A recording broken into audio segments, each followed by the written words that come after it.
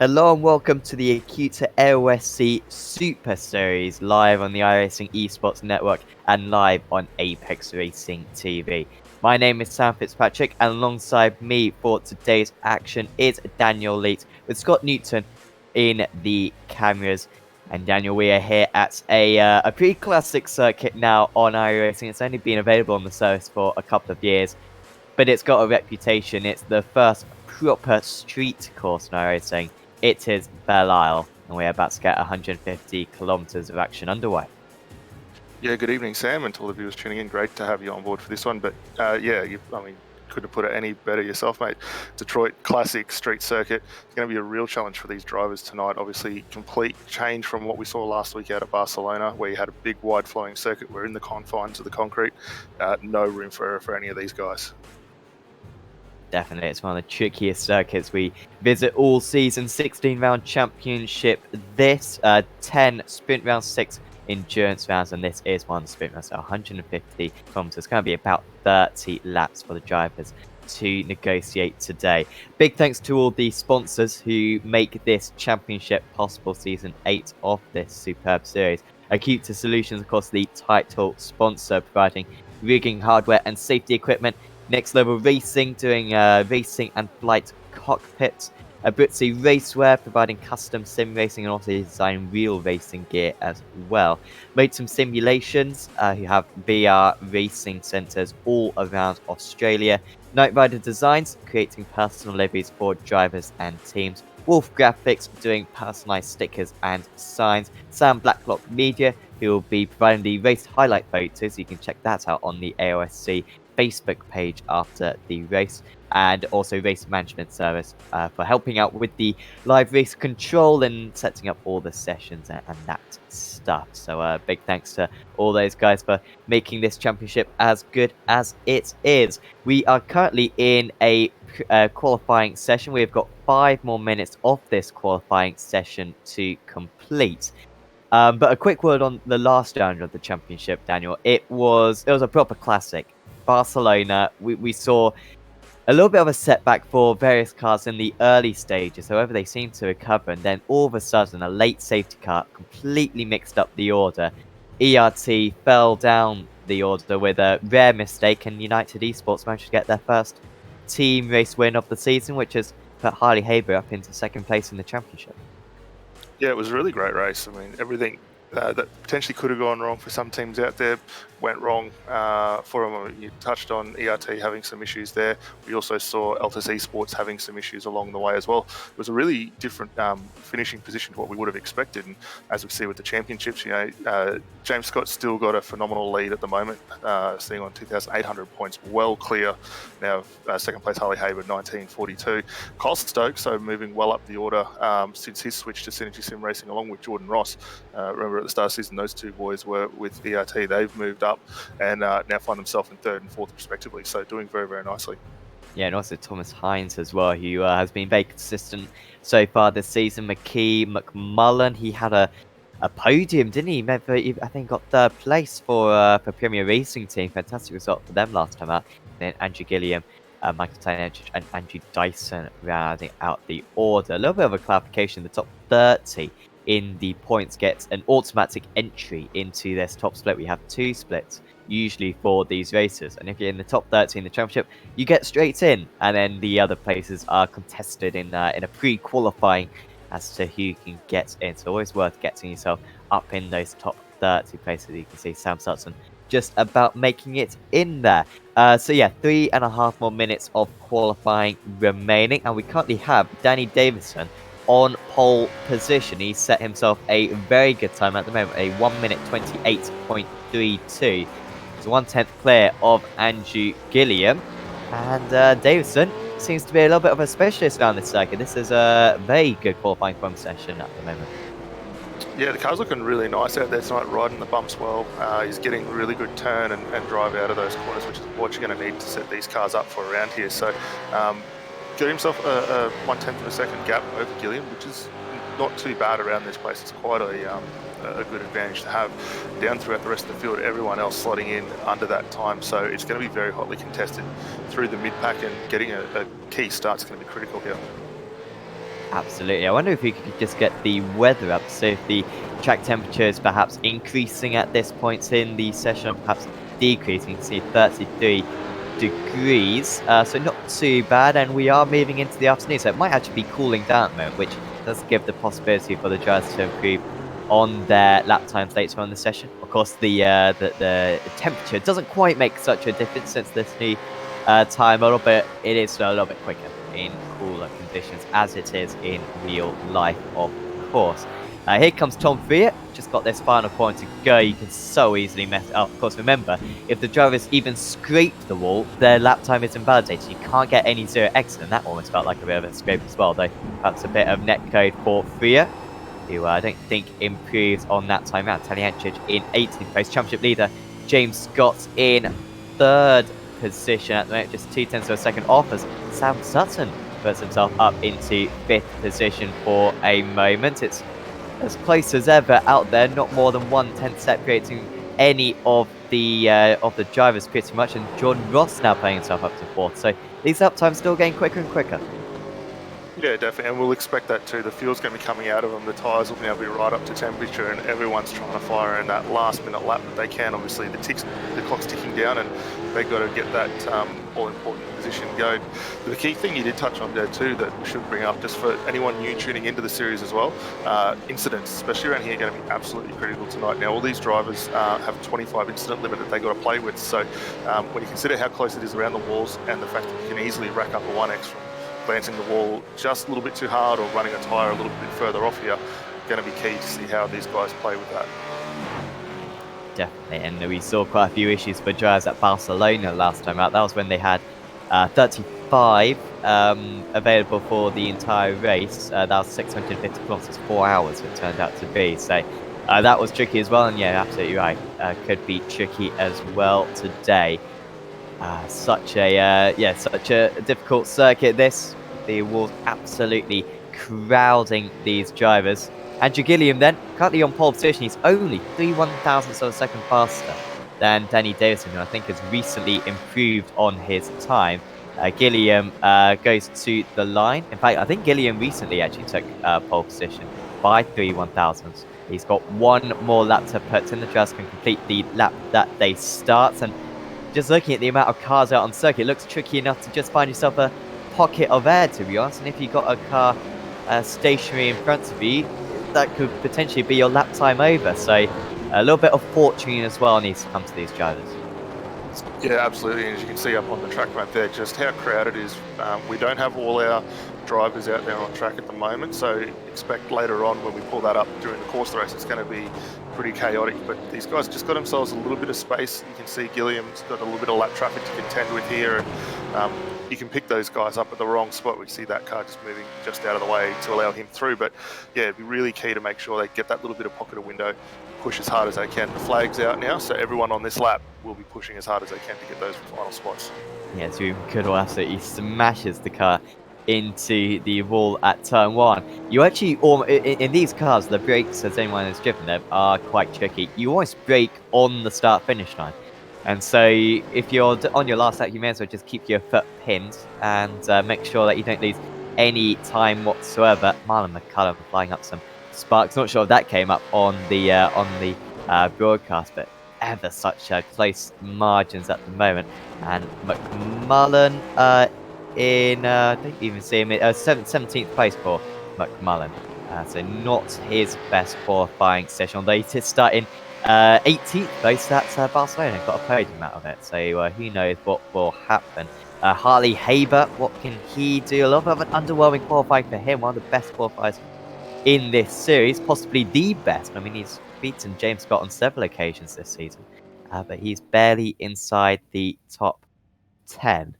So a little bit of a big ask for him to fight for the race win today. Looks like a bit of a mixed up grid, I'd say, today, Daniel. Maybe a few specialists around this circuit, but Gilliam, Davison, and Loxton as your top 3. That's a little bit unusual. Yeah, it's a little different to what we traditionally see. These guys working very well with the setups that they've got on hand, and I think it's really showing at this point in time. But I mean, qualifying's one thing. They've now done what they need to get up to the front. Now they've got to maintain that over the next 39 laps and come home with the win at the end of it. Yeah, that's where the real difficulty comes. Someone on the YouTube chat maybe just saying that this is perhaps the most tricky car track combination on all of iRacing. I think that is a decent shout, definitely. So the grid then for this round 8 of the championship, I believe. Andrew Gilliam is on pole position, 3/1000ths of a second ahead of Danny Davison. Late on got that pole position to the Pursuit Sim Racing driver, who's been in very good form, won last time out. Also got a second place last time out, did Gilliam. Brett Loxton starts in 3rd place, then it's James Scott, championship leader. Jordan Ross, good qualifying for him. Bradley with 2 in 6th, then it's Sam Sutton, Harley Haber, watch out for him, Dean O'Brien and Michael Cracknell. Dylan Carroll and Tom Freer rounding out the top 12, just half a second separating those top 12. Then we've got Corey Preston, Sean Thompson, Brian Borg, Adam Briggs, Marlon McMullen, Carl Stokes, Andrew Dyson, Sean Lindsell, Michael Taliancic, Jamie Stovold, Jack Widdus, and Jet Bennett. And then behind that is Craig Jones, Scott Gamble, Jamie McKnight, Ruben Goodall, Philip Worley, Kenneth Latzer, Greg Sharp, Dylan Shepherd, Reese Keane, Daniel Misdale, Matt Morris, Adam Blocker. You could see Blocker out there, actually. Very good IndyCar driver. Brad Newman, Rob Bowden, Ian Bird, David Kimmons, Henry King, Craig Anspach, Tyler Bowen, Marty Hansen, and Jacob Knight. They've got about 20 more seconds for the drivers to get on the grid. We are still missing 1 or 2 drivers at the moment. One of them is second place man Danny Davison, who maybe is just waiting and letting everyone else wait for him, as he is now on the grid. I think we are about to get underway for this race. The 2-minute gridding up process is over, and the 150 kilometers of racing at Belle Isle is underway. It's a strong start for the pole sitter. Will be well clear. Very poor start for Brett Loxton from 3rd position. Straight away drops down to 5th, and it might get even worse for him. Jordan Ross just being able to move his way through. So that's got already up into 3rd place. But brilliant start for Gilliam. He's already got a 4/10 of a second lead as the drivers bundle their way down the straight for the first time. Almost contact, almost 4 wide for 3rd position. As down the inside goes Haber, I believe that is. As Davison's made a mistake from 2nd position, and there might be a little bit of a roadblock. A couple of drivers spinning round. At the moment, no need for a safety car, though there may need one in a moment. But it's Gilliam leading, Scott now up into 2nd place, and that was a crucial mistake there from Danny Davison. He got himself into 2nd place, but he spins it at one of the first opportunities. Yeah, a little bit untidy there off the start. Unfortunate for him. We should get the cars rotated and back underway. Looks like everyone has cleared also, so no need for the safety car at this point. There's definitely going to be some moving cars after that one. Everyone's still filing their way through in this first little stadium section. Probably very key to get the cars pointed and running through there, and everyone back in that single file now. Yeah, it's tricky to pass around that part of the track and perhaps go for a bit of a surprise move, but very tricky apart from that type of attempt. So Gilliam leads, Scott's in 2nd place. We didn't do a whole lot, did Scott and Ross, on that first lap, but they're up into 2nd and 3rd. Look at Dean O'Brien as well in 9th place. It was a great qualifying for him to begin with. Harley Haber's had to come into the pits. Now, I thought I saw Haber trying to gain a couple of places in the opening stages. Going into turn 3, actually, I swear he was like right on the inside of the corner. Maybe got a bit of damage or something, or maybe even a jump start perhaps, which has caused him to have to come into the pits. Great shame for him. Bit defensive at the moment, a little bit further up, and they've been lots of defending from Cracknell. And the drivers trying to gain as many places as they can in these early stages. This is the time to make up places if you're going to do it, because as drivers get into a bit of a rhythm, it gets more and more tricky. Yeah, definitely. It looks like Haber's come back out on track down in 25th at the moment, so that little damage part for him and the run through the pit lane certainly hurt him, and he's now well down the order as a result of that. As you say, everyone now got down into single file, trying to get these moves done while the tyres are still coming up to pressure is going to be a very tall ask, but a lot of these guys are very well suited to the car, know how to get the most out of it. We should see them coming through. Just in the first few lap and a bit that we've seen on here, I've noticed already the car's working very, very nicely over all the bumps as well, which is going to be great. As we see our first of the drive-through penalties, Marlon McMullen will be getting a drive-through for the collision through turn 3 there, so that's going to pull him well down the order. Just trying to find McMullen currently sitting in that 13th position, so not great for him. Yeah, it was a decent start for McMullen. I believe he started in 17th as he's straight away slowing that drive-through, and that is probably the way to go, get out of some traffic and try to catch up to the back of the field later on.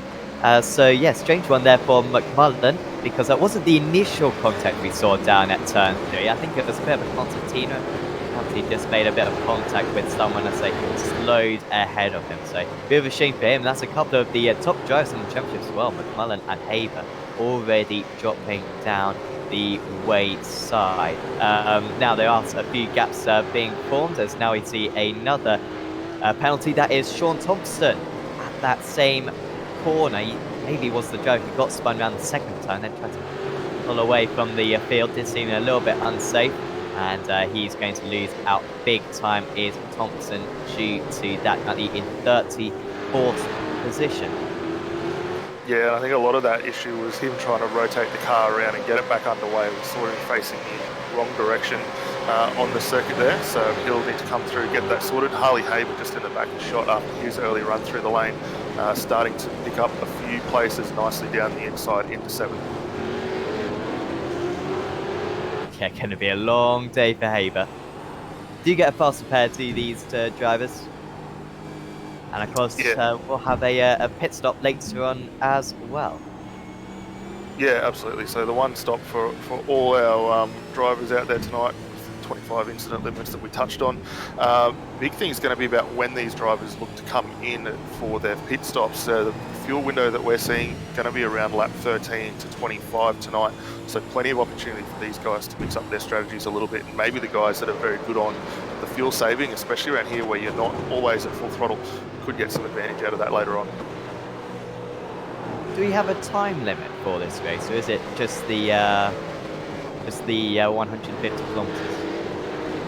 It is 150 k's, sorry, so around an hour for these events, so quite a bit shorter than what we traditionally see with the 650s for our enduro, but these guys should be able to pull these laps through pretty comfortably. Obviously, if we do get some safety cars, it might come into question a little bit later on, but at the pace they're going through at the moment, where all our guys are under the 1 minute 30 range, especially in the top 25, we're looking quite good now. Yeah, I was just thinking, this is going to be the longest 150 kilometer race before you get all season. Such a slow average speed. Of course, that's Monaco in the Formula 1. They have to shorten the race. It's supposed to be about 95 laps or something, and they have to shorten it by about 10% just to get all the laps in. And even then, they sometimes go over the limit, especially if it's wet. So if we do have a time limit of, say, 90 minutes, then that could come into question later on. No safety cars, though, so far this season. We've seen a few of them so far this championship, but brilliant driving from the drivers so far. And look at that gap that the top 3 drivers had. The top 2 drivers, for that matter. Andrew Gilliam setting some blistering times, purple lap time that last time out. You can check out the live timing in the description below. James Scott 1/10 of a second slower, but remaining in that 1 second margin. And then Jordan Ross a bit slower than that. So, I mean, everyone else is half a second slower than these top 2 drivers, as we got a bit of side by side. That is going into turn 5. This is Brett Loxton and Dean O'Brien. Loxton getting back past O'Brien, who had a brilliant start, was up into 4th place, I believe, was O'Brien at one point, has dropped back down into 6th behind Sutton and behind Loxton. Might try to respond straight away, but he's got a few drivers queuing up behind him, including Cracknell and Ritu, Freya, Carroll, Preston and Dyson as well. And I went back against Brian Hawke getting involved in that train as well. Yeah, absolutely. I think we'll see a lot of these guys pushing to get a run through here. This rear view look off the back of Loxton, really good to see just the differences in the attitude of these cars. You can see O'Brien getting the nose in quite nicely. If anything, Loxton maybe just struggling a little bit early on with a little bit of push. It could be also positioning on the camera there as well, but looks like he's just struggling at fracture to get that nose in, and that could potentially hurt a little bit later on, or it's part of the way they've set that car up to come on quite nicely later on in the race. But for the moment, Loxton looking very good, all things considered, even though he's down those 2 spots, so plenty of room for him to come up. But I haven't seen much of Dan O'Brien over the course of the championship, putting on a fantastic run at this point.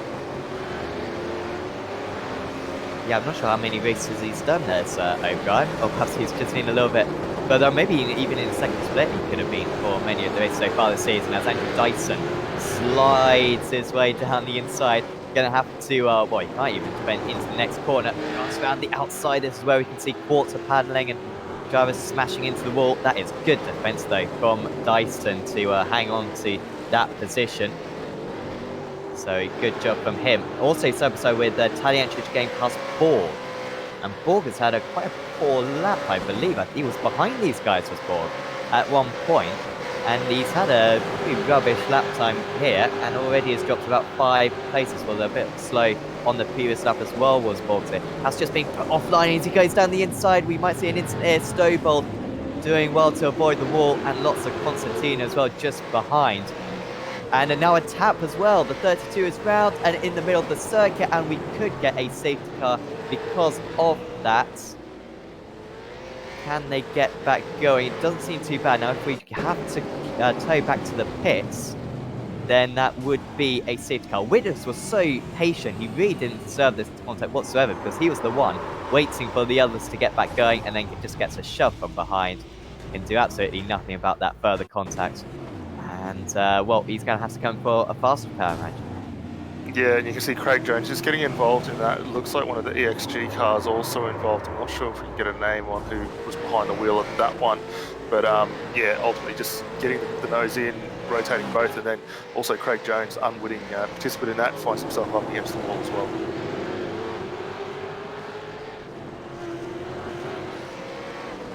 Seemingly no safety car, though we can also use the virtual safety car, which I don't believe we've seen in apologies, that's yeah, a different series, I believe. But yeah, we have seen the safety car so far this season deployed, but no need there. If we could get through this entire race, I mean, it's a bit like Singapore, where like never has there not been a safety car. So it would be very impressive if we don't see anything like that.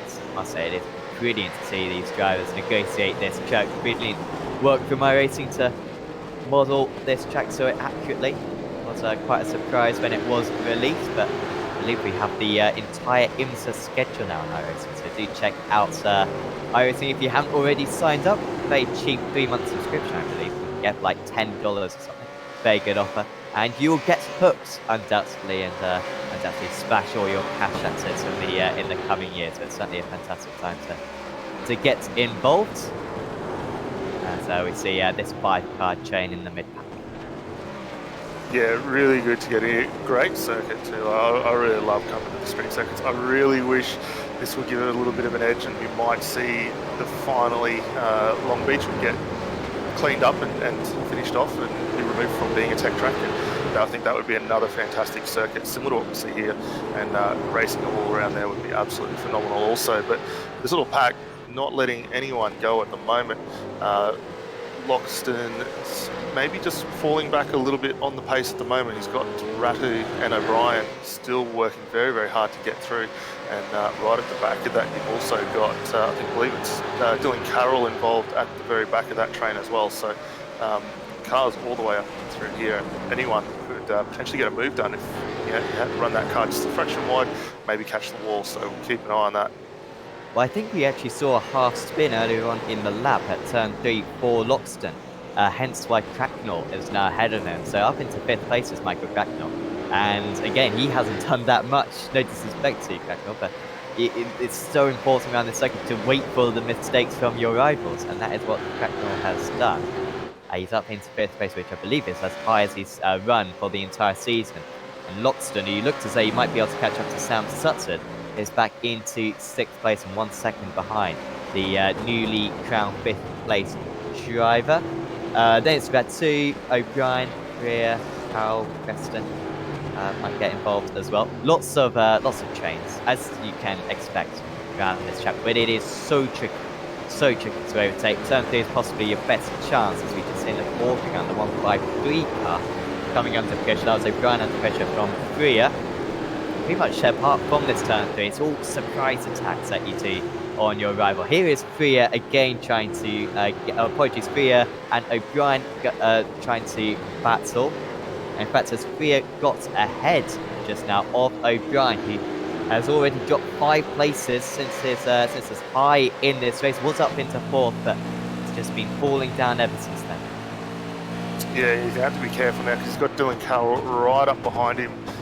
Carroll not going for a move this time down into 7, thinks about it, but that car working very, very nicely, closes the gap up quite well and riding the bumps exceptionally well at the moment. I'm really surprised too, as we continue watching this, just how much of an advantage though our top 3 are getting over this field already. Gilliam still extending his gap over second place James Scott. Jordan Ross seemingly falling back just a fraction now, 4.5 seconds behind, but they've got quite a good advantage now over Sam Sutton, to the tune of 7 seconds between Gilliam and the rest of the guys. So Gilliam's found something in the setup tonight, and you'd expect nothing less from Pursuit Sim Racing. They've been a team that's been really working their way forward up through the category over the past few seasons and showing the fruits of their labour at the moment. Wonder how much pace Tom Freya has, another Pursuit Sim Racing driver, because he's in 8th place in a lot of traffic. Actually, in fact, Freya's got a little bit of fresh air now, so it'll be interesting to see what his pace is like. See if he can get anywhere near getting, because in the past few rounds, they've been quite similar. I think at Montreal, there wasn't too much of a difference, as still under pressure is O'Brien from Cal. But yeah, Freya's usually a match for Gilliam, so it's strange that Gilliam's so far ahead, and now wide is O'Brien. He's down into 10th place now, and he's now got Corey Preston closing in on him. Preston might be close enough for me at the end of the back straight. You can just see them in the background. I think having to back out of that one was Preston on that occasion, but a bit of damage now as well on Dean O'Brien's car, who after a brilliant start has had a tricky race ever since then, starting to spread out at least in the top 10 positions now. But yeah, then O'Brien and Preston very close, and Adam Briggs with a bit of a queue behind him as well. As we move further back, this is all getting quite entertaining as well. Anspatch and Hanson, King, Keane, all involved in this. Yeah, it's very quick drivers down in here. Yeah, we don't speak enough of Henry King. He's very consistent in these cars. Well, probably down the order to where he'd like to be. Reece Keane been around in the championship for a fair while, and with DPR also, they've been coming on very, very nicely in the V8s over recent seasons. So we'll look for them to come forward, but it's a really solid group this. These guys are all scrapping a fair way down the order at the moment, but still plenty of opportunity for these guys to progress their way up.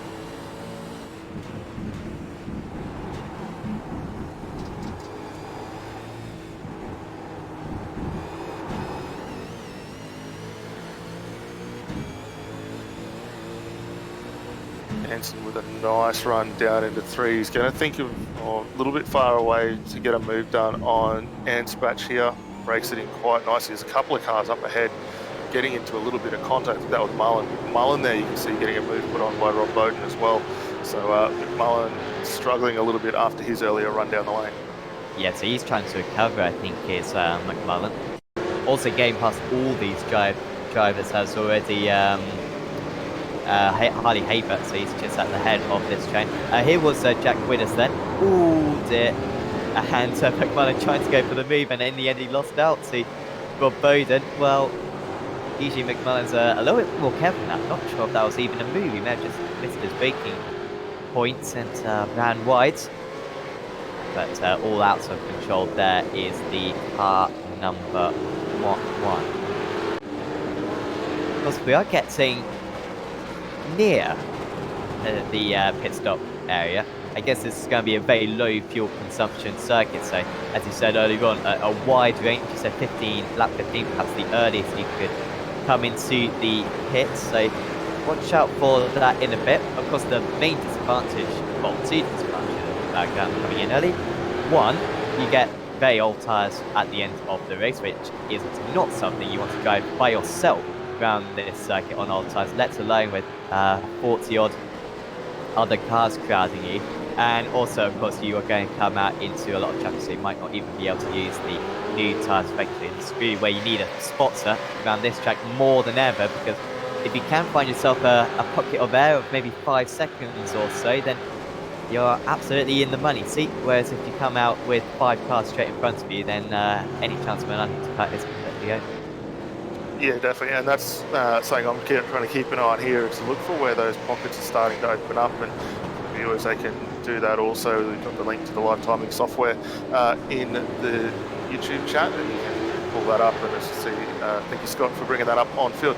Absolutely no room for any of these guys, basically from 5th all the way back to 36th. So the minute you drop out, especially for the guys up towards the front, you're coming out within traffic, and obviously these guys will be looking to take the tyres. If you work your way into the group on cold tyres, expect to be falling down a few places, so it's going to be absolutely critical to when they do come in. Now, fuel burn, as we saw a little bit from the guys earlier on in the week, about 3.25 litres a lap, so it's not too bad, all things considered. We are running a slightly smaller fuel tank for those who know the car, around normally 120 litres, which we see on the longer events. We've had that cut down a little bit, 84 litres tonight, so it will be key to see what can they do to extend that mileage. A lot of these guys will be coasting in, trying to just ease that throttle and keep the grip in. Getting out of these corners, we can see as we ride on with Kyle Stokes, is also key. Don't want to spin those tyres up, because ultimately you're going to lose your traction, lose your time, and potentially lose some incident points if you get into the wall. McMullen already into the pits and with us, so maybe they feel as though the pit stop is open. 18 seconds stationary for them, so perhaps just brimming that tank and hoping that they can get to the end of the race. I mean, that could work brilliantly for them. That could work brilliantly, because they are, well, they're almost going to be a lap down. I don't believe they are. No, they should be all right. But they're going to be in fresh air now. They can pound in loads of fantastic laps before you get a few undercuts. So that's not a bad strategy. However, because they are pushing it with fuel, and they are going to be painfully slow at the end of the race. But in the short term, it will work out very well for them. Jimmy Stovall's, meanwhile, he is in 17th place. He's just ahead of Brian Hawke, who was running, I think, in the top 15 at least earlier on for a disastrous lap where he lost 3 or 4 places in one lap, maybe even had a half spin. He is right on his tail. Jeff Bennett as well. Oh, Jay McKnight, haven't spoken about him too much today. Not having the best of runs at the moment. Also driving the Euro V8 Supercar Series. Check out V8ESC.com if you want to sign up for that one. If you're European and you want to take part in some V8 action, very good series is that. But Stovall just hanging on at the moment. What do you think the advantage in terms of fuel saving would be around this circuit down? Do you think there's a big argument for fuel saving if you were Borg? It's all about just getting track position right now, or if you could go a couple of extra laps on fuel, would that prove to be an advantage later on? I think you'll probably find if you can extend that window, even a lap or two is going to help you out. Obviously, it's going to cut down your fuel, your time stationary in the pit stop. You don't have to stick as much fuel in the back of the car to finish off the race. But I guess the hardest point these guys are facing, and you alluded to it very early on at the start of the broadcast, was when you find everyone else getting up into their rhythm, it makes it a lot harder to get these moves done. We're already seeing now 15 laps in, everyone's settled into a good rhythm. The pace is very consistent. Everyone's hitting their marks. We're not seeing a lot of issues. We get 1 or 2 here, but not a lot in the overall grand scheme of things. I think for the guys trying to save a little bit of time, now is when they're going to be able to do that. It's going to really get into the minds of some others. The other thing is setups and tyre life, and how they can get the most out of that to help save those tyres, save a little bit of fuel. You're definitely going a lot stronger. Gilliam doing a fantastic job. Hasn't strayed too far from his best lap at the moment. Best time so far was a 1:28.75. Last time a 1:29.6. So I'm starting to see a little bit of tyre drop off now. The fuel's coming out of these cars, and these guys are going to start playing with those bars just to keep everything balanced nice and tight and push on as they never do. Yeah, very useful to be able to change the balance of the car ever so slightly as the race progresses. A little bit of traffic now for them to deal with as well, just up the road. A couple of these drivers have come into the pits already. Who is the 32 car, in fact. But yeah, they are well down the AOSC. A little bit of something for Gilliam to think about. Cracknell, by the way, came into the pits, which is strange for Cracknell. He's gone for a little bit of an undercut as well on the drives ahead. Jordan Ross also coming into the pits, and it's surprising that these drivers who had quite a bit of free air just in front of them have decided to opt into the pits quite so early and risk coming out into traffic. Coming out, just trying to find where Cracknell came back out on circuit. 34th position is Michael Cracknell now, and he's got about 1.5 seconds up to the next car, so it hasn't worked out too bad for Cracknell. But I am, a little bit surprised that some of these drivers have come in so early, because we are nearly at the halfway stage already. Lap 19, lap 20 will be the halfway stage, so decent time to opt in. That's Cracknell going for a very aggressive strategy. Yeah, definitely. And I think it'll look to pay off. You see him run very wide down through turn 1, picking up the grass there and continuing on. But we'll keep an eye as this unfolds. How does the tyre life pay out for him? Tom Freer, though, in a really solid battle here. He's got Dean Carroll right behind, and Carroll moving up the order, up 5 spots from where he started, similarly to Tom Freer, already up 6. So these two on a very good run forward. Our 2 race leaders already in the lane, so Gilliam and James Scott. In Sam Sutton joins them as well, so it'll be very interesting to see where those 3 file out after their stops complete. Well, that's great news for Gilliam. He should be clear when they come out to the pits. He did have a 2-second lead. It's been a brilliant drive so far from Andrew Gilliam as Fee and Carroll move up into 2nd and 3rd places. Going to go for some big laps now, these 2 drivers. So is it the same order around? Gilliam and Scott are still stationary. They are approaching the 18-second mark. And in fact, Gilliam was faster in the pit stop. And a slow pit stop as well for James Scott, 21.4 seconds. It's all right for him. He stays ahead of Goodall. Yeah, that's all right for Scott. He stays in 2nd place. But 21 seconds is one of the longest pit stops we've seen so far today. Gilliam 19.5, which is kind of average, so the gap is up to 4.5 seconds, I think, or just over 2 seconds still at the moment. It's the gap, so even healthier now for Andrew Gilliam. This race is turning out extremely well for him, and he's got a little bit of open air in front of him as well, so really is fantastic for the what will become the race leader. Loxton, the current race leader, yet to come into the pits. Top 12 drivers yet to come into the pits. Yeah, and on those for also keeping an eye at home for Sam Sutton, where he fell back in, came in 19th. So similar sort of stop to what we saw for Andrew Gilliam as well. So he's very well placed. He's got David Kidman just ahead. Quite a few drivers that will be looking to come in for their stops up the road as well. Tyler Bowen, not a driver we've spoke of a lot over the course of the championship with Redback Racing, doing a very nice job.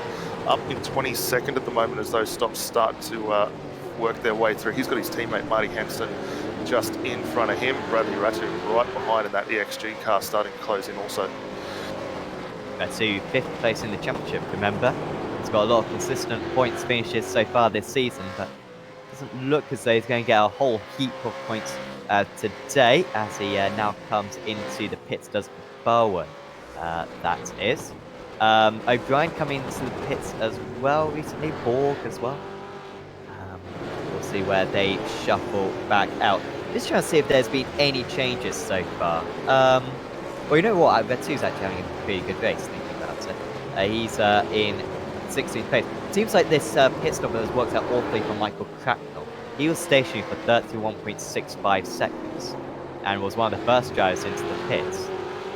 Any ideas why you'd be stationary for 31 seconds? That's about 10 seconds longer than everyone else. Yeah, I'm not too sure. The only thing I could think of is maybe getting the wrong fueling rate set up for the car to potentially go in. So really unsure as to what's happened there. It's pretty unfortunate for him, but Cracknell's a very seasoned driver in these V8s, whether it's the current car, which obviously hasn't been out for that long, but back in the day with the old Commodore and Ford there, drove those a huge amount and has put a lot of time in, so knows the cars very, very well. he'll definitely work his way further up. Ruben Goodall having a very nice run right now as well. He's closing up on the back of Jordan Ross there for Synergy Sim Racing. It looks like Goodall, though, will be ducking in the lane as he does now as well. Still Loxton staying out. See what his lap times are. 29.6. That's good. It's really good. Drivers who have come into the pits already, low 29s, mid 29s. So that's not bad for Loxton whatsoever. This, I think, strategy might work. And we're only at the halfway stage of the race, so probably worth coming in now, I think. But could help him with those fresher tyres later on. Should have upwards of half a second a lap on some of his rivals to the end of the event. Of course, half a second still isn't enough to pass another driver, but of course at the end of the race we might see some drivers really struggling on their tyres. I mean, really struggling just to get out to the corners. And of course, the more that you lose grip, the more the wheels spin up, and the more you lose grip, and it's a bit of a cylindrical effect. McKnight and Gilliam pretty close as well for 5th place. Just wonder if McKnight's pity hasn't pitted yet. So Gilliam needs to make that move quite quick, or at least hope that the driver ahead of him does come in straight away. ERT driver, of course, is McKnight. So there's a little bit of an interest for him to keep behind Gilliam as he does duck into the pits. Yeah, McKnight in now, so that's the United Esports car coming in for its first stop. We'll see where he falls through. That was pretty well timed though for Gilliam, coming past him when he did. That'll leave Michael Taliancic out in front, another Pursuit Sim Racing car. We haven't really spoken a lot of Michael, being well down the order early on, but moving his way up to the front with these pit stops coming through and setting a pretty good pace. He's got about 6.5 seconds up the road from these guys, and I'd expect when his hot stop comes in, probably going to find himself back in around maybe the 17th to 18th position.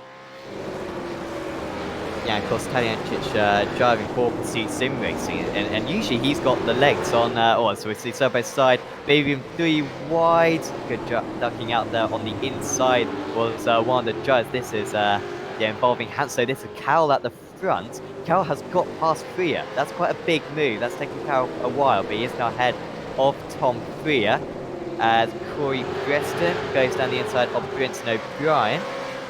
Hansen is the one driver out of this pack who hasn't pitted yet, so this is important. This battle probably does matter. O'Brien, is there any way through? No. Oh, how is he not nudging there? So close, and they're making up car length just in the braking zone on Hansen, whose tyres are really quite awful. He's the driver at the front of this 4-car train, and just having to wait behind now as Preston. He's looking to the inside, no way through, and now there's contact behind. Who's going to get the better run up? This could be a good bump and run, perhaps. Diving back down the inside is Preston. Contact again into the wall, and that is a lot of damage, and you can see that happening for a mile off. Yeah, unfortunate for O'Brien there. I don't think he's got any steering damage. We might be able to see if we can get on board with him just to see how that wheel's pointing. But back underway, we're not going to get a safety car at this point, but definitely stewards will be looking into that one. I think Preston may have had the nose up just enough, but it was a very, very tough move down there into turn 12. Tom Freer and Dylan Cowell are still close. In fact, well, 0.2 of a second, apologies, on my screen. But yeah, they are pretty close for a 6th place. So Freer actually getting back past Cowell, and Cowell has just dropped down to 8th place. He's battling with Loxton now. Anyone who's watching the time graphic knows that it's muddling up quite a bit. Here we are then, this is what's going on. So Cowell was ahead of Freer. Freer's got back past, and now it looks like Loxton might be able to get past himself. Around the outside goes Loxton, and he is back ahead. So terrible lap for Cowell, who took him ages to get past Freer. Finally got up into 6th place, and now has lost out anyway. So Michael Taliancic from the race lead comes into the pits. He should come out in about 20th place.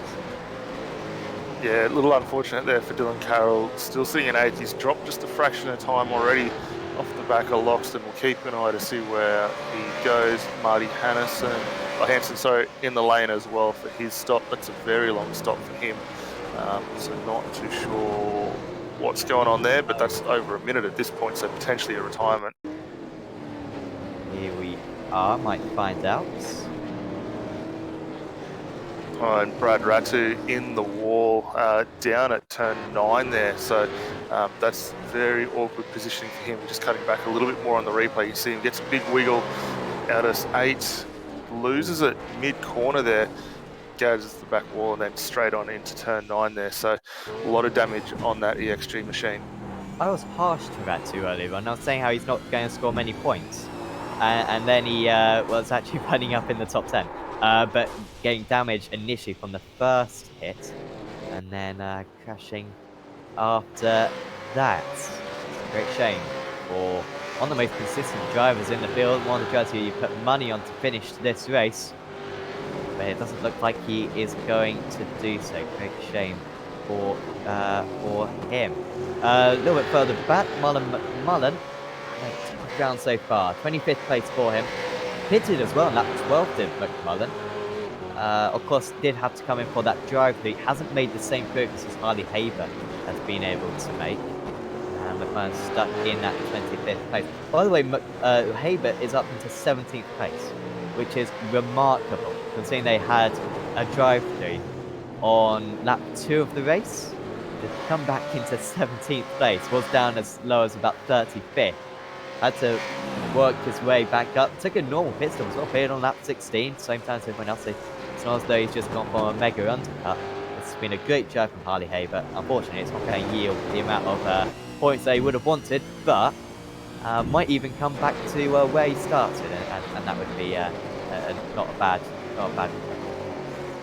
Yeah, definitely. And he just set a personal best last time by as well. So that car's starting to come together nicely for him, albeit those incidents earlier on. You can see his teammate just a couple of spots back there, and team owner Jamie McKnight a little further back there, and a good solid battle is that Jeff Bennett as well. So some good battles still going through, but just watching the way Harley flows this car down around here, using all the available width on the road. There's no damage on that car other than a couple of little scrapes down on that rear quarter, which they'll buff out later on. No worries about that. But the car looking very nice. You see him just glance the wall just a fraction, turns it in, and settles very nicely as it gets up over the curves, which is what you need around this place. So you can see a lot of work being done to optimise these setup suspensions from this car. Yeah, one of the most tricky circuits to design the car for, to be appropriate over these bumps. Of course, a lot of practice has to be done in order to get the most out of this car. Also, when I upgraded my computer, I used to run on about 40 FPS, and that is generous to be fair to my old laptop as well.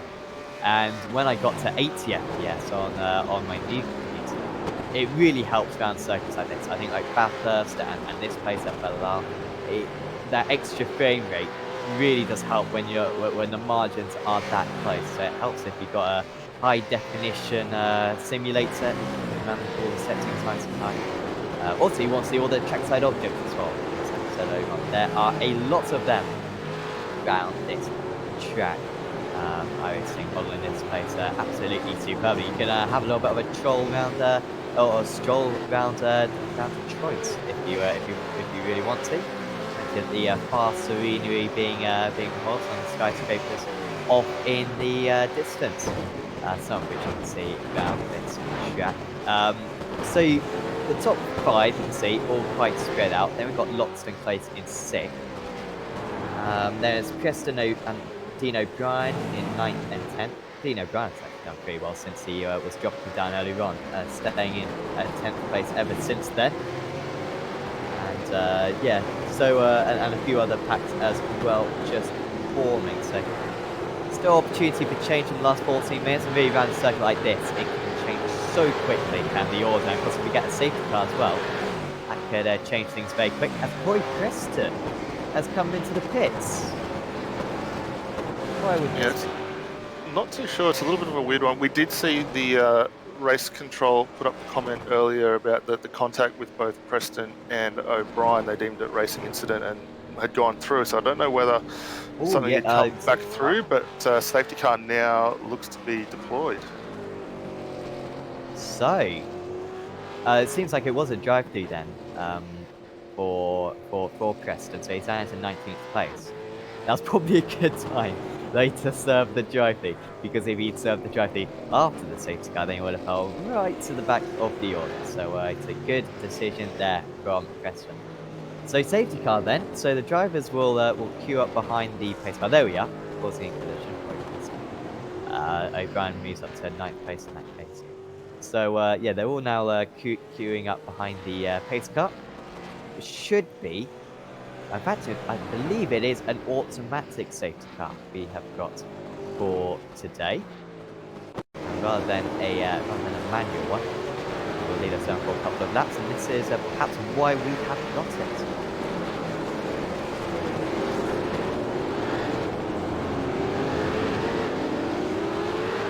Involving Danny Davison, then this one incident down at turn 3, and seemingly stranded out on circuit for him. Yeah, I think that was Sam Sutton. Looked like his car was stationary on the side of the road there, and then we had quite a few cars piling into that. So very unfortunate there. We've got the replay going through at the moment, just trying to watch it as it's down at the end of turn 3 there. Looks like Davison having a really solid run up the inside. Got through quite nicely, not too many issues there, but yeah, weird the way that played. I think it might have been Sam with those issues.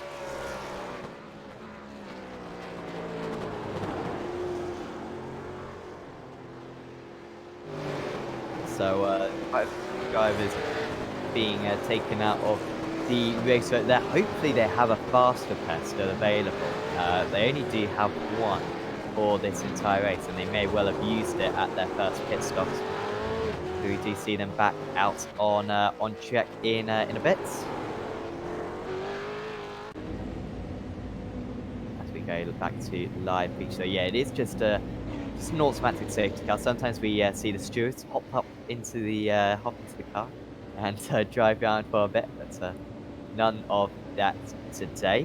By the way, someone just asking, do these commentators commentate on anything else? I don't know if that's saying, please don't expose me to this commentary ever again, or positive, but either way, you can check out Apex Racing TV, where we broadcast a whole lot on that channel. Also on the Esports Network, we broadcast loads as well. Monday nights for World GT, Wednesday nights for Simulators World GT, and also Thursday nights for Apex Racing League Touring Car Championship, and Aussie Mixed and Fixed as well on a Sunday morning. Absolutely loads. As you can just see in the background, completely unrelated to the race, you can see the big ship, the big boats, and you can see the smoke coming out.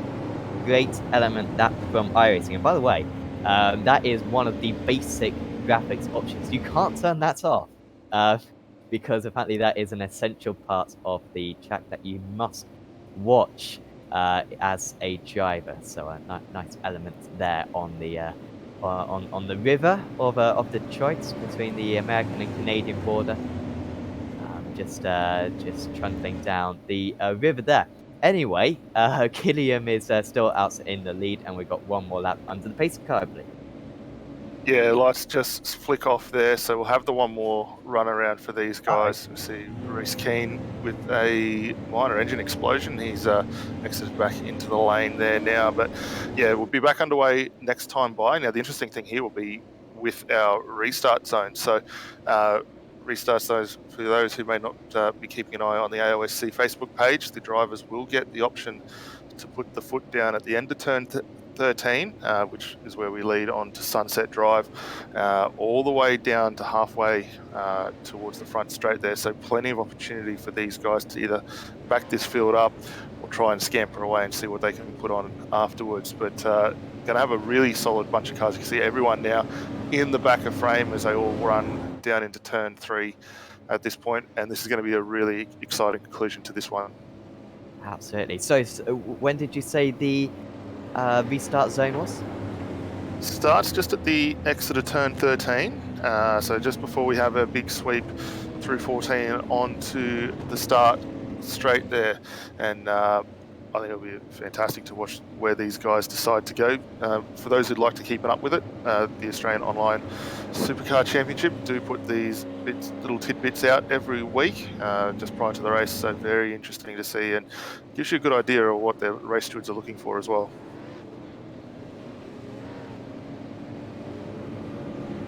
Big to know, Brian, just moving side by side a little bit further back. Just wondering who's got the best tyres and who's going to be in a bit of trouble. So the top two both pitted on lap 16. John Ross pitted on lap 15, Sutton 16, Freer 18, and Loxton 19, also Carroll 19. So those drivers who pitted a bit later on might have a good chance. There you are. Scott is absolutely putting it on the screen. Better than I could ever explain it. That graphic. The bright, nice colours. Provided by SDK Gaming, of course. Do check out sdkgaming.co.uk or .com. I can't even remember. But for more of their products, you can design a personalised graphics package just like we have done here. If you know CSS, which I do not. If you do know it, then it is easy as anything to design a really nice package like this. Great for streaming and such. There you can see Haber in 16th place, coming in for a drive-through penalty very early on in the race. Hence why he is a little bit further down, but watch out for him on this restart. He might be able to gain some places. So leaving a small gap, not a big gap, to the pace car is the race leader. Means that he's going to have to go pretty late on as the pace car does now come into the pits. What can James Scott do from second place? Gilliam puts his foot down and we are back underway in the Acuta AOSC Super Series. Half a second separates the top two. It's a very good start for the race leader as he tries to get his tyres back up to temperature. Scott in second place, Ross in third. Sam Sutton's pretty close in fourth place. I think just glancing out, perhaps is Sutton there, as we have almost side by side further down, going defensive is the 153 car. Also McMullen, I think, is involved in this as he makes contact with a few drivers. 3 wide as we got McMullen, so was further down the order. He does make contact as the 017 car is in a big old trouble further down. As we've got a big part, that's going to be a safety car. Definitely a safety car here. That is a lot of drivers on their roofs, and the track is completely blocked. That is a safety car going to be deployed any moment, I imagine. As that was just the same as what we saw earlier on, and that is often a pinch point around this circuit, this turn 4. Yeah, definitely. You already see the guys starting to contact up.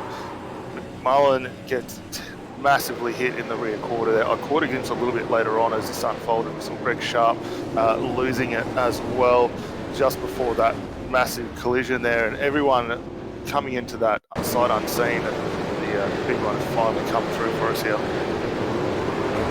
Corey Preston as well involved in that. I mean, there were so many drivers involved. We'll try to get a little bit of a list. So yeah, it was Preston and Bennett as well. And yeah, I mean, I said it earlier on where you can, if you just get a quarter panel there, just a simple quarter panel, a little bit of side by side, 2 drivers get too close. 1 driver gets spun into the middle of the track, and then after that, it is absolutely heavy. It's probably the biggest problem on this track, and they always say safety cars breed safety cars, and that is what has happened today. So it's up 29 of the race. And this race is going to probably go over the hour mark, it seems. I don't think we do have a time limit, so it should be fine. Yeah, we have 1 hour 30, so the times will certainly be completed by then. We're going to have a couple more laps now behind the pace car. By the way, Kenneth Latter, Corey Preston, Marlon McMullen, Jet Bennett, Harley Haber, Ian Bird, Reese Keane and Sean Thompson all seemingly involved in that one. There will undoubtedly be more drivers as well involved. And of course, this late on in the race, probably don't have a faster pair left. They're probably not going to get back out on circuit. No, and I think Harley was one of the last cars there to get the request back to the pit lane. So tough night for him. Obviously, that incident we saw early on. We get another look at that replay. Looks like he caught the back end of Bork there, which ultimately rotated him around. And then as these guys went 3 wide continue to watch. You can see Haber just loses around the inside and then gets absolutely pinballed by everyone else behind him there. So I think that car is done and dusted for the night. Sean Linsell lucky to get away with that without too much damage there, but for the guys behind, pretty hectic scenes. Yeah, so he would have. What's that? I think there's that GIF, isn't there, of the parrots running on the table, and you've got the explosions behind him. I think that pretty much sums up this instant. Haber going for the overtake on the inside, and just spinning the car around. Was so tight into the corner, was Haber. I don't think it was Linsell's fault. He left a bit of room on the inside, but Haber making contact, and that is all it takes around a street circuit like this. And that is Haber's chances of the championship, taking a big blow as well, with James Scott running up in second place. Haber might not even be in second place after this round. Scott's looking as though he was going to go into the pits there, but no need to do so. Yeah, it looks like we might have, I believe it was Kenneth Ladder, potentially there as well, stuck on the circuit as also. So we'll keep an eye on that just to see whether there was another potential retirement. But yeah, now this field will start to recompress. We've got a few guys circulating a long way behind, trying to close back up onto this train. They've got at least one lap to do it, so they'll need to get on with it and try and close that back up. But you can just see there the lights are off and we are ready to go again. A few more drivers coming into the pits: Brian Borg, Adam Blocker, Rob Bowden, and Henry King. All those, apart from Bowden, those other three drivers did manage to get in on their own steam. And in fact, now coming back out on the circuit is Brian Borg, so that's good to see. Jumping restart, end of line, end of line, that's what that stands for. Jumping restart, Ruben Goodall, who was running in, where was Goodall running? Apologies. 23rd place he is now. I'm sure if he was higher up than that before, but he'll be right at the end of this field now. So the stewards can just right-click on his name and then click a button which says "End of Line Penalty," and it puts you back to the end of the line, which works very well. Safety cars in iRacing are pretty good, particularly on the oval side. Of course, they have to be on the road racing side. They're not quite perfect, but they do a very good job, and there's plenty of options for the drivers or for the stewards to dish out stuff. Last time it was a brilliant restart from Gilliam. How nervous do you think he is? How much do you think his heart rate is accelerating, knowing that we've only got 9 laps to go and knowing that he's got James Scott behind? Yeah, it's going to be a tough one. I don't want to put the mockers on him, so we better not stick with him for too long. But no, he got a fantastic jump last time, obviously, with the AOSC safety car. Back the field up as much as possible before allowing it to go. Really surprised at Jordan Ross's restart. I think Ross could potentially get another very good start because he was all over the back of James Scott when they went across the line there. So we know Ross is definitely going to be one to keep an eye on. But for Gilliam, he's done it once before. Now he's got to try and repeat that process. And I think, yeah, he'll be able to get it done, but really don't want to put the mockers on this. So maybe we should jump back a few cars while we watch this one and let him get back underway with it. So once again, not leaving a big margin to the pace car, maybe a little bit larger than it was last time. He went absolutely fine last time, and through turn 1 and 2, it always helps the race leader to pull a bit of a gap. Just needs to make sure he doesn't outbid himself into turn 1 and turn 3. So, lap 31 about to get underway in the AOSC Super Series, and Gilliam goes again. It's another very nice restart for him. Jordan Ross again close in 3rd place. Sam Sutton and Tom Fear not quite being able to do a whole lot off the restart, and a bit of side-by-side further behind. This is Matt Morris perhaps just trying to gain a place. Top 5 pretty close. Freer is close to Sutton. It's 1.5 tenths of a second. He goes to the inside. Sutton's going to have to go defensive, puts his car in the middle of the track, and he is absolutely fine there. Lock up for the driver ahead of Jordan Ross though, and I thought there may have been an opportunity for the car number 12, but it didn't open up for him. Freer then remains behind. Apart from that, I see absolutely no change, no side-by-side either all the way down the order around this mid part of the track. Yeah, really solid jump from everyone throughout the course of the field there, getting away very, very nicely. And seeing a couple of moves starting to form up, everyone trying to keep as close as possible as we run down into turn 7 at this point. Everything's still looking good. A few battle damaged cars out there, as you see a nice move down the inside. I think that might be Jamie McKnight getting his move done on Scott Gamble there. Scott just recently changing teams from the Mark 1 Esports team over to Evolution Racing team, and just dropping down a position there in the run of things. Matt Morris closing in as well, right behind these guys, as they're all scrapping now over that 15th position. It's on to watch out for in this final few stages. We're going to be Michael Taliancic. He came into the pits very late, lap 21, and he's got Michael Cracknell pits on lap 14. There's 2 places ahead of him. Then between them is Andrew Dyson, who pits on lap 17. However, Taliancic not that close at the moment. Rather, it's quite close between Ross and Sutton, and Ross has been struggling these last couple of restarts. Wonder if he's struggling to warm up those tyres appropriately, and once again a bit of a small lock up into turn 3 from behind him back to Loxton, all look a little bit quicker than the 143 car. Yeah, we actually saw a move there too. Freer getting up the inside of Brett Loxton as well, so he promotes himself up now into the 5th position. But yeah, as you say, Ross struggling just a fraction top end. I thought we may have seen a lunge from Sam Sutton down into 3 there, but Sam, very seasoned competitor in these cars. He'll just be looking to set up moves, identify where he's a little bit quicker, and look for him over the next couple of laps, because we are down into 7 laps to go.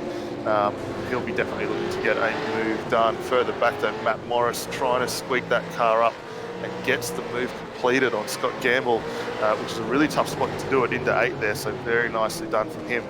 And he'll run that car now out after Jamie McKnight just in front. It was around the outside. Don't see too many moves at this point of the track, particularly from that line.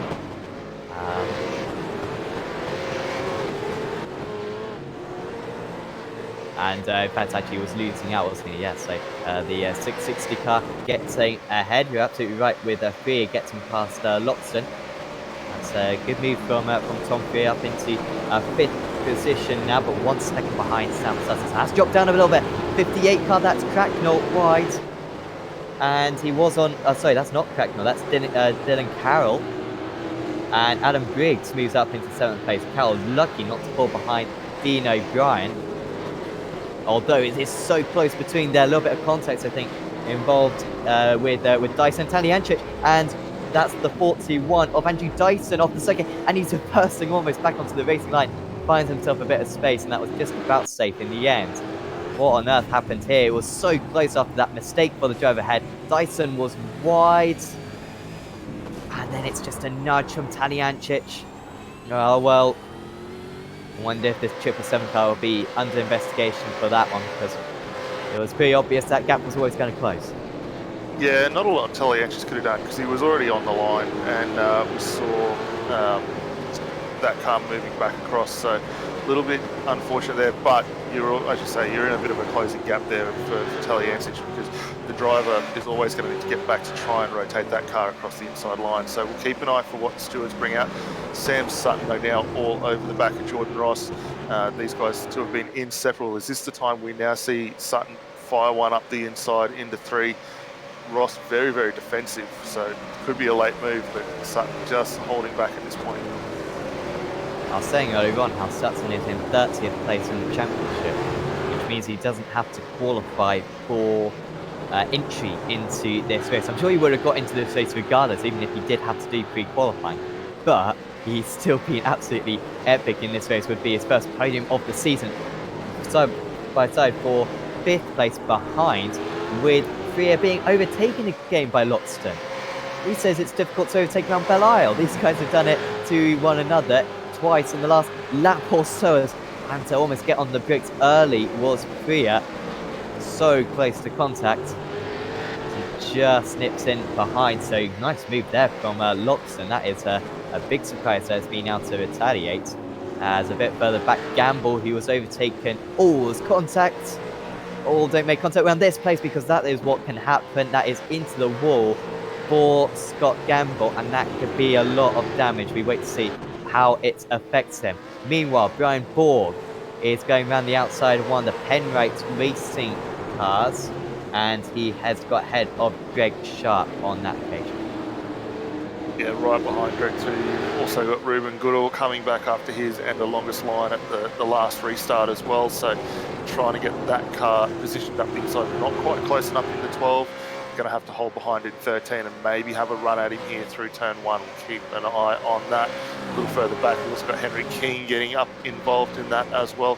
And looks like one of the RRT cars as well. But for Brian Borg tonight, it's a bit of a night of what could have been. The car looked very, very good early on, and both myself and McMullen struggling a little bit around this circuit. We've seen one of the Mark 1 Esports cars, Sean Linsell, rotated around now and I'm facing the wrong way.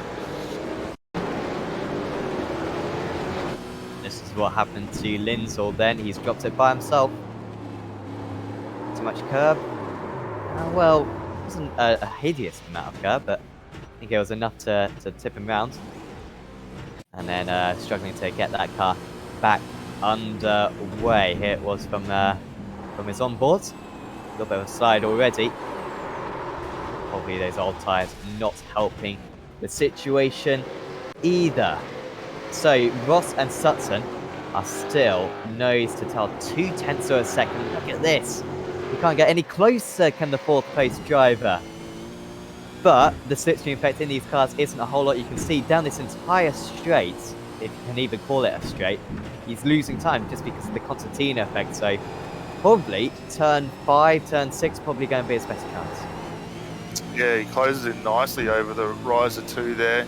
Loses just a fraction. You can see Ross going very defensive already, trying to take the late line across. Sutton might open the door, thinks about sticking the nose down the inside, just a fraction short. This is the same spot we saw Linsell go around, only a lap ago, and Sutton likewise just getting the back end of that car out quite a bit.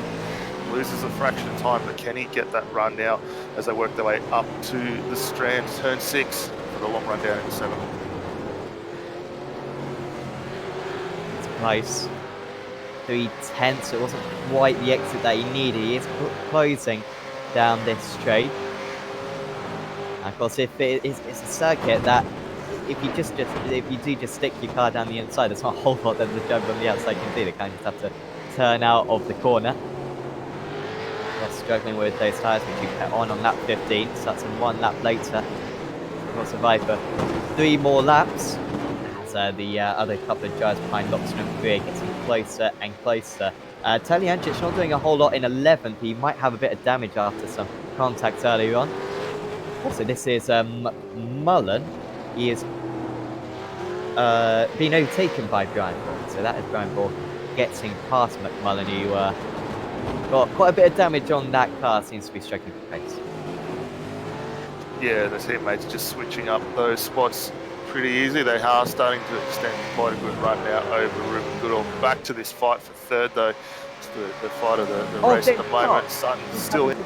Shots. He's slow on the inside of the track. What on earth has happened to the championship leader? He's just stationary. I wonder if he's hit the wall. He looks fine. Wow, well this is a major setback for the driver who has not had a setback for the entire season. He hasn't run out of fuel, has he? Or what on earth is going on here? Yeah, it looks potentially like don't hear any noise from that engine either, so that's very worrying at this point in time. Car looking straight, so I don't think it's as a result of any contact at all. We're going to see if we can jump back and find what has gone on with that car there, but we're actually hearing potentially hardware maybe, but I think looking at that one with no drive underneath it, I think that might be a fuel issue. But here we are with the onboard shot, looking good through 13, the run up to 14, the car firing quite nicely, gets it across the line, no issues there at all, and then it's actually a blown engine. Oh wow, that is, I mean, that's not his fault. Honestly, that just happens sometimes. I don't know why iRacing haven't eliminated that. because he didn't even have any damage. Sometimes you break the grill and it heats up the car. But nothing like that today. That is incredible. So top 2 in the championship, both out of the race. Ali Habe, I don't believe is out on circuit. I think he's out of the race after that pile-up that he was involved in earlier on. Means that Jordan Ross, I believe is 3rd place in the championship, moves up into 2nd place in this race.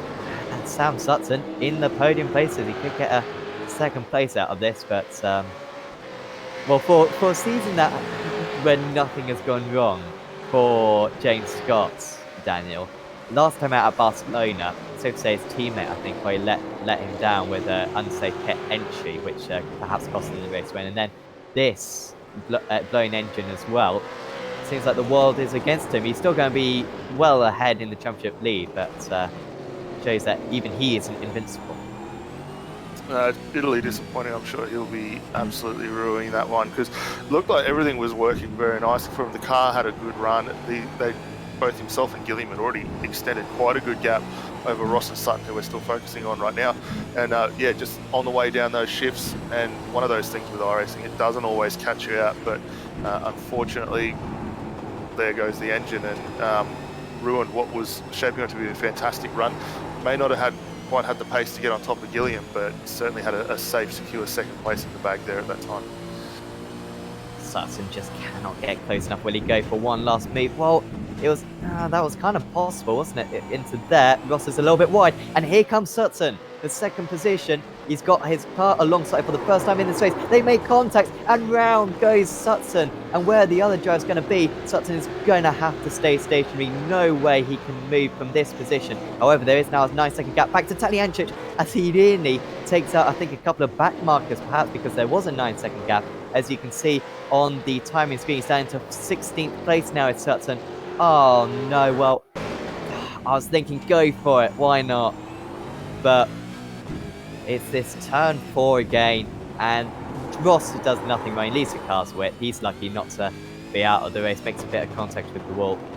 And Sam Sutton looked like he was going to get his first podium of the season, and it's evaporated from him. What a shame. Tom Freer moves up into 3rd place. He has got past Pet Logston. I think we missed that one. 3 times those guys have passed one another in this final run to the finish. There is Sam Sutton in 19th place. But out in the lead, Andrew Gilliam is going to take the race win. There he is at Belle Isle. Round 10 of the championship goes to him in dominant fashion. 2nd place is Jordan Ross. Tom Freer finishes on the podium. And are there going to be any runs to the line further back? Gamble and Kimmond and Morris as well, all quite close. Also, Borg trying to catch up to Anspach. It's not going to quite happen for him straight today for Brian Borg. And what can you say? What can you say about Sam Sutton? Brilliant drive from him. Looks as though it's going to be his best result of the season. Might even be his 2nd place. Finishes in 19th though. Great race, and a bit like last time, I'd say it took a late safety car to really mix up the order, and once that happened, it didn't. Once again, the safety car didn't necessarily cause the mix up of the order, but it gave an opportunity for it, and all of a sudden, incidents were punished more harshly, and it provided a enthralling final 10 laps of the race. Yeah, it really livened up what was already a fantastic race. It gave that little bit extra spice. Gilliam did a fantastic job on both those restarts to hold position and get away. As you can see him doing some victory donuts there down at turn 11, and well deserved for him and the Pursuit Sim Racing team. But some very unfortunate ends to two drivers having some solid runs. We saw first off James Scott have that blown engine on the run into one there. Very unfortunate for him, and he was looking to have had 2nd place sign up. And then 2nd to last lap, we see that issue with Sam Sutton, and while he was in a fantastic battle with Jordan Ross for 3rd, and yeah, 2 drivers that would have loved to have been well further up in this race. Yeah, certainly, and deserved to be further up. Should have been in the top 4 there, prepared them, but was not going to happen in the end. So I think we've got all the drivers across the line, and so we can go through the final standings here at Belle Isle. Andrew Gilliam wins out 6.5 seconds. 2 safety cars. He pulled out 6.5 seconds just in the last 10 laps. That's a great effort. Brilliant defensive drive from Jordan Ross. He had some old tyres. The CNG Sim Racing driver. And that's going to help him in the championship. I believe he'll be up into 2nd place in the championship then.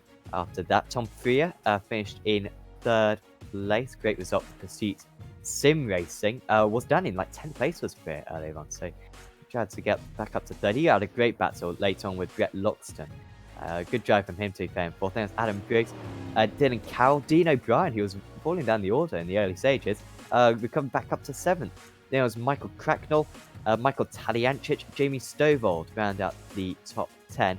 June McKnight, he'll be pleased with that, 11th place. Matt Morris was in 12th. Then Scott Gamble, David Kimmons, Andrew Dyson, Tyler Bowen, Craig Anspach, and Brian Borg in 18th. Had to make up a few places in the last 10 laps or so. Then it was Sam Sutton. Could have been a podium for him. Marlon McMullen, Ruben Goodall, Henry King, Greg Sharp, Sean Lindsell, Kenneth Latter, Marcy Hansen, James Scott finishing 2 laps down. I think he'll still get points at least. Alan Blocker was 9 laps down. I don't believe he'll get points.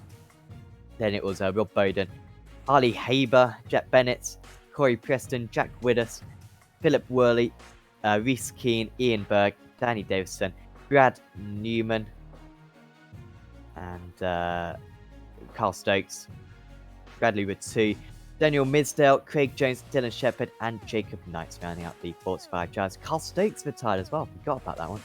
That was literally, I think, did Loxton even finish the race? He did finish the race to be fair, did Loxton. So I think we had 3 of the top 4 in the championship all retiring from the event. Pretty mad that. Pretty mad. Interviews with drivers then. We usually get a few of them. And, well, I think we are first going to be able to get an interview with our race winner today. It is Andrew Gilliam, who drove a faultless event. Congratulations, Andrew. First up, take us through that qualifying lap, because that proved to be crucial. 3/1000ths of a second you got pole by. Well, it doesn't matter how far ahead you are, it matters that you are ahead, and that is what you got. I was fingers crossed across the line because the relative only goes to 2 decimal points, so it was sort of in the balance the whole lap, and I think it was down to the fact that I went maybe half a wheel width closer to that inside wall at the last corner throwing it across the line. I think that must have been what got it. But yeah, the track was greasy as compared to the pre-qualifying servers, and it was really tough to get a lap together. So we were all just chasing right to the end of the session to get time. And then you just seemed comfortable out there, out in the lead. I mean, it was remarkable. Was your heart racing a bit when the safety car came out? I mean, you got James Scott, very accomplished driver, sitting behind you on the restart. Were you? Did your heartbeat increase at all? Were you getting a bit nervous? It was through the roof there. Like, not even then. I know how good a driver he is, and I wasn't comfortable with the 2.5 second gap. And when the safety car got called, my heart sank, okay, because I was maintaining that gap pretty good, and I thought, oh, he's gonna want to try to put a move really early on at the safety car restart because we're so even in pace. So I just had to absolutely gun it and just hope that I could pull a gap before that turn 3, because that's such a good passing opportunity off the starts. And yeah, I just held it together, and the car hooked up, and I was able just to maintain that gap towards the end. And I mean, you seem to have an advantage on your teammates all the way through. I mean, Tom Freer, you seem to have an edge on. I mean, Michael Taliancic, you were a lot faster than today. So how much would you say your point was down to the setup of the car, and how much was it down to you? Because this was probably your most impressive round of the season. I felt like I drove a really clean race. I did tag the wall a couple times for sure, and you go, oh, that was close. But yeah, I felt like I was driving really, really good then. And this week, the difference from previous rounds is I put probably 5 times more effort into absolutely nail this one, because I needed to take something to James Scott in order to even have a hope of chasing him down in the championship. So I just worked from Wednesday and yeah, just developed a line that worked, developed braking points that worked, and I was just able to learn the consistency to nail those laps again and again, and that's where my speed came from, I think. So with Scott's late retirement in today's race, do you think that gives you a window then for the championship? Do you think this is still recoverable with 7 rounds of the championship to go? I think it is now, because I dropped 4 rounds of the championship in this first half due to go-karting in the first half of the season, and I've been able to achieve nothing but podiums in all the rounds I've competed in. So now that James Scott has retired from this race, unfortunately, it sort of makes this even. It sort of gives me that drop round back, and I can sort of say I'm sitting on the 3 drop rounds that the championship has. So I think if I keep this momentum going through every round faultlessly, I might have a shot at the championship. But we'll just have to wait and see. Well, we certainly wish you the best of luck for that one, Andrew. It would be great to see someone take it to James for the title this season. Before we let you go, is there anyone you'd like to thank? I'd just love to thank the team first and foremost. We chipped away for hours and hours and hours this weekend. We got a beautiful qualifying and a beautiful race setup, and I can't thank them enough for the support. Love to thank our sponsors, Track Racer and MXTV and Sixth Gear Imagery, for helping us out and supporting us. And thank you to you guys for the broadcast. It's been a pleasure. Thank you. Awesome. Thank you very much, Andrew, and best of luck for next week, or 2 weeks even.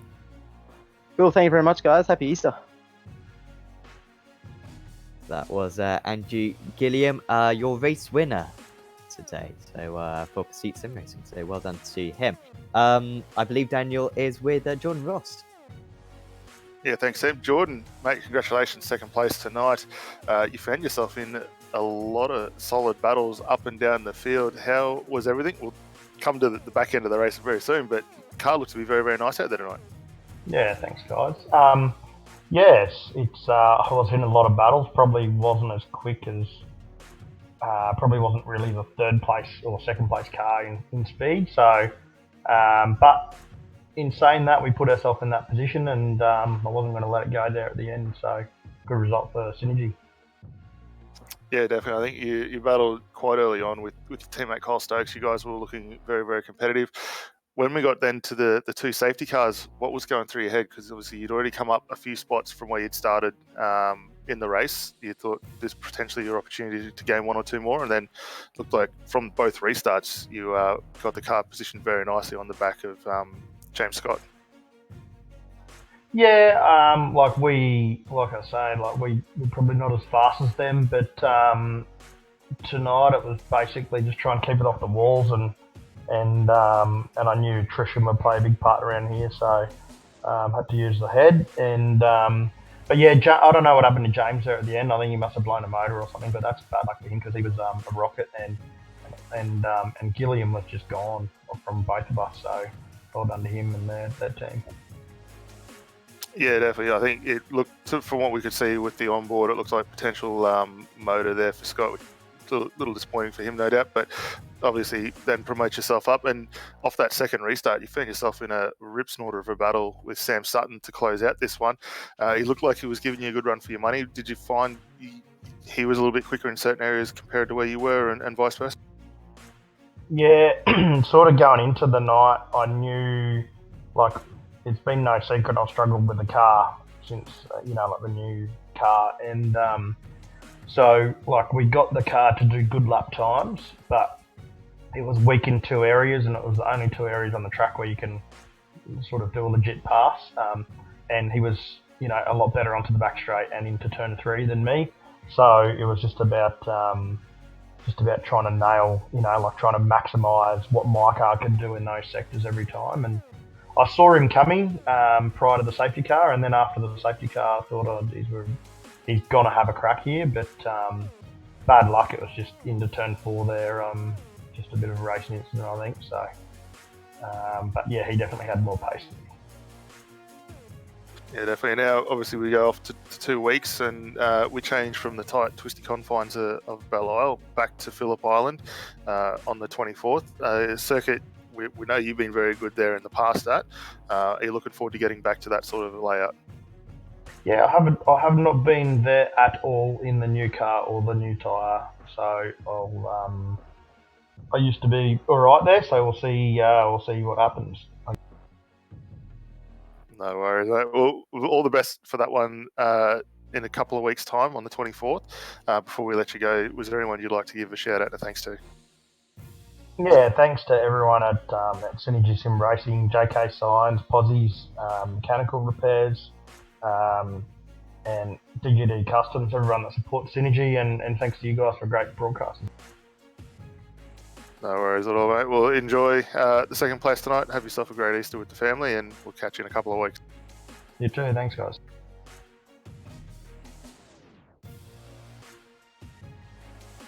So that was Jordan Ross finishing in second place today for that's a brilliant result for Jordan. Next up, our last interview will be with Tom Freer. He managed to somehow get himself a third position. Congratulations, Tom. Take us through the start of the race though first. We'll get to the end of the race in a bit. But you were stuck, I believe, in about 9th position in some tight battles. It must have been quite frustrating in the early stages, seeing your teammate pull out in the lead, whilst you were kind of stuck in the middle pack. Yeah, it was pretty interesting. We had a really good start and just sort of got stuck in that bottleneck. A lot of battles going on around us, and yeah, we just sat back, looked after the tyre in that first stint. And after the pit stop, I think everything just fell into place, which is really lucky. Absolutely, we saw you have a brilliant battle with Brett Loxton, I believe. To talk us through that fight. Yeah, Brett was super fast. He had pace on me every day of the week. I knew I could hold him off sort of through Sector 1, but it was more Sector 2 and 3 I was struggling with to keep him at bay. But then I started making mistakes in Turn 4. I think I did 2 laps in a row, and then had to go into defence twice pretty much. But he probably would have run off with it, but unfortunately for him, he had a little issue, and yeah, we just benefited from that in the end. And then later on in the race, I guess you couldn't quite believe your eyes when you saw Sam Sutton spinning in front of you. However, it looked pretty close. How close were you to the wall in that moment? As close as I probably wanted to be. Any closer I would have been in the wall for sure, but I saw him spin, and usually everyone's natural reaction is to pull first gear and drive forward in a panic, so I sort of just thought I'll commit to the left and hope he does that, and luckily he did that in the end, and we snuck through ever so slightly. And next up we have a break week, but then after that we have Phillip Island. What's your opinions of that track? Probably my weakest track. So it's going to be pretty interesting. Obviously, tight racing, high speed, it always creates for a really good show. So it's going to be a great broadcast and hopefully a great race as well. Absolutely. Well, best of luck for that one, Tom. Before we let you go, is there anyone you'd like to give a shout out to? Yeah, just a massive thank you to Track Racer and MXTV. Also a big shout out to all the boys at Pursuit. They do an excellent job week in, week out, provide us with brilliant setups, and give us a really good opportunity to get the results we get. So massive thank you to them, and obviously to you as well for doing the broadcast. Brilliant. Thank you very much, Tom, and best of luck at Phillip Island. Thank you very much. That was Tom Freer finishing in third position today for Pursuit Sim Racing. Congratulations to him. Always always a bit downbeat when you ask, what are your opinions? So I say, oh yeah, I absolutely detest the place. Yeah, it's an awful circuit. But no, I'm sure he will do very well at Phillip Island in 2 weeks' time. Before we go, and before I forget, we should go through the sponsors for the series, because they are the guys who make it possible, obviously, along with the drivers, of course. Big thanks to them, and the stewards as well. Massive thanks to them. But all these sponsors helping out with the championship. So, of course, Acuta Solutions, who do rigging hardware and safety equipment. Next Level Racing, doing racing and flight cockpits. Britsu Racewear, designing custom and real racing gear, motor simulation, setting up virtual reality and sim racing centres across Australia. Night Rider Designs, doing personal liveries for drivers and teams on iRacing. Wolf Graphics, who design personalised stickers and signs. Sound Black Block Media, you can see some, I'm sure, very nice race highlight photos on the AOSC Super Series page later on in the race. That's on Facebook. And Race Management Service, providing the live race control for all rounds of the season and helping setting up the session as well. Look at there, there's another boat. There's another boat in the sea. Anyway, was another great round today, Daniel. And interesting as well what we heard from Andrew Gilliam when it came to the championship. He really feels like he's still got a chance. 3 drop rounds in this series. And with the consistency he's got recently, this retirement for James Scott today, maybe this championship is still alive.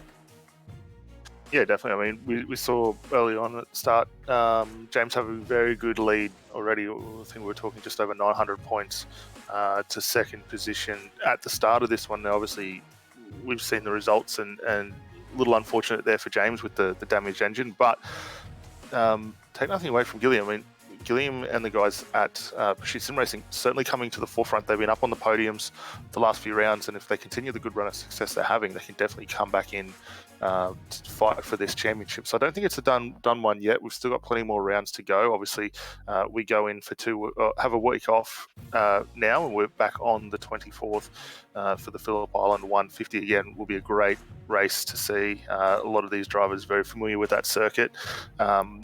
A bit into what we heard there before with Jordan Ross and that, and the guys not having run it since the new cars coming up. But it's a track that most Aussies are very familiar with. Have logged a lot of laps around there, and getting a chance to go back now from the tight, twisty confines of what we've seen here at Detroit to the open, flowing nature of Phillip Island. I think we're going to be in for another great, solid event. Yeah, that's going to be great fun to visit. Phillip Island. It's not a circuit that we necessarily go to a whole lot, at least on Apex Racing TV, but when we do, it's usually a lot of fun. A lot of slippery grass we are going to see around that track, so it'll be tricky for the drivers to negotiate. So I believe that's pretty much us rounding off. So of course, thanks to all the drivers, all the stewards, all the sponsors for providing such a fantastic series, and thanks for you for tuning in. Hopefully you have enjoyed this broadcast. We have certainly enjoyed it up in the commentary box. Of course, if you have enjoyed this video, please do leave a like on it and subscribe to the iRacing Esports Network. So many series, I mean, honestly, arguably too many series. There are a lot of them. Some of them involving some real-life drivers, of course, so keep your eyes out for that. But anyway, regardless of that, there's loads of other series. We broadcast Apex Racing TV on Monday nights for the World GT, on a Wednesday night for the Sim Racers World GT Championship, and on a Thursday night as well for the Apex Racing League Touring Car Championship. That is European nights, by the way. And then on Sunday night for Australians, we also broadcast the Aussie Mixed and Fixed GT Championship, which is a lot of fun, quite similar to this. And of course, we'll be bringing you this championship in 2 weeks' time. And then we have, I believe, 5 races in 5 weeks. So subscribe to the Esports Network, that would be a good idea. And also subscribe to Apex Racing TV for even more commentaries as well from us guys. But for now, from me and from Daniel and from Scott, we're going to say goodbye, and we'll see you next time.